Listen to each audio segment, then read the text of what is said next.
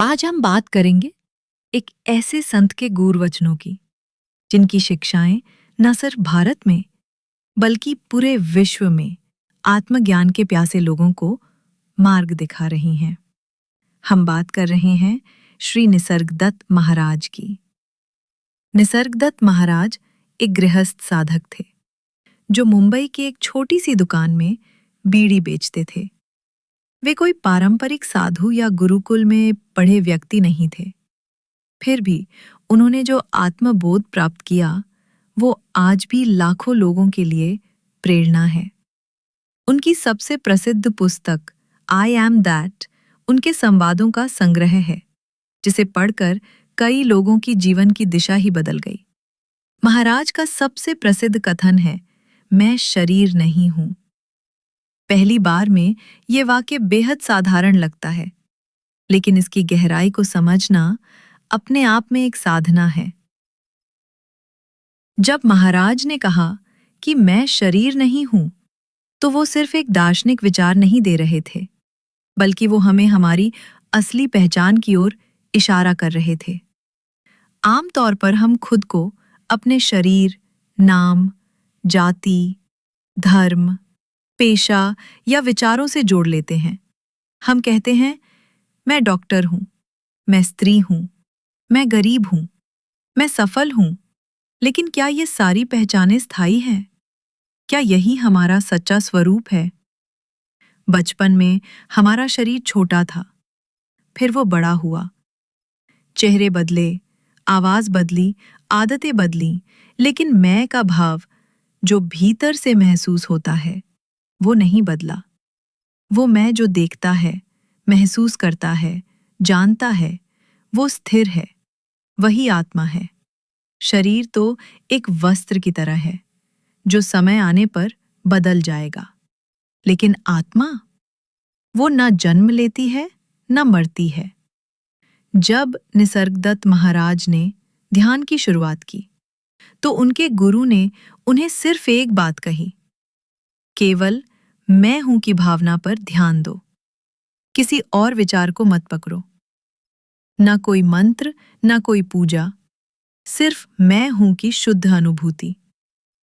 उन्होंने वर्षों तक इसी भाव का ध्यान किया और अंततः ये स्पष्ट अनुभव हुआ कि मैं शरीर नहीं हूं। इसका अर्थ ये नहीं कि शरीर से कोई दूरी बनानी है या उसे त्यागना है। इसका अर्थ ये है कि शरीर के साथ जो भी होता है, बीमारी, बुढ़ापा, मृत्यु, वो सब केवल शरीर तक सीमित है। हमारी आत्मा पर उसका कोई प्रभाव नहीं पड़ता। जैसे कपड़े गंदे हो जाएं तो हम उन्हें धोते हैं या बदल देते हैं, वैसे ही आत्मा शरीर को एक साधन की तरह इस्तेमाल करती है। अगर हम खुद को शरीर मानते हैं तो हर चोट, हर आलोचना, हर असफलता हमें भीतर तक तोड़ देती है। लेकिन अगर हम अपने भीतर उस शुद्ध मैं को जान लें तो बाहर की हर घटना एक तमाशे की तरह हो जाती है। हम उसमें उलझते नहीं, बस देखते हैं। तब जीवन में एक सहजता आती है, एक शांत स्वीकृति। जब हम कहते हैं मैं दुखी हूं, तो हम ये नहीं सोचते कि दुख एक भाव है जो आया और जाएगा, जबकि मैं तो स्थायी है।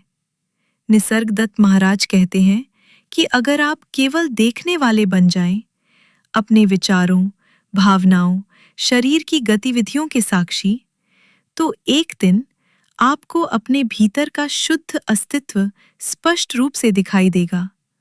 और तभी आप जानेंगे कि आप शरीर नहीं हैं, आप चेतना हैं, शुद्ध उपस्थिति हैं। मैं शरीर नहीं हूं कहना एक सिद्धांत नहीं, बल्कि एक अनुभव है। यह अनुभव तब आता है जब हम भीतर की ओर ध्यान करते हैं और अपने सच्चे स्वरूप को जानने की ईमानदार कोशिश करते हैं। निसर्गदत्त महाराज कहते हैं कि आप वही हैं जो हर अनुभव का साक्षी है। शरीर, मन, विचार ये सब बदलते रहते हैं, लेकिन जो बदलता नहीं वही आप हैं। तो अगली बार जब आप खुद को किसी परेशानी में फंसा पाएं, तो एक क्षण रुकिए और भीतर से पूछिए, क्या मैं ये समस्या हूं? या क्या मैं वो साक्षी हूं जो इस समस्या को देख रहा है?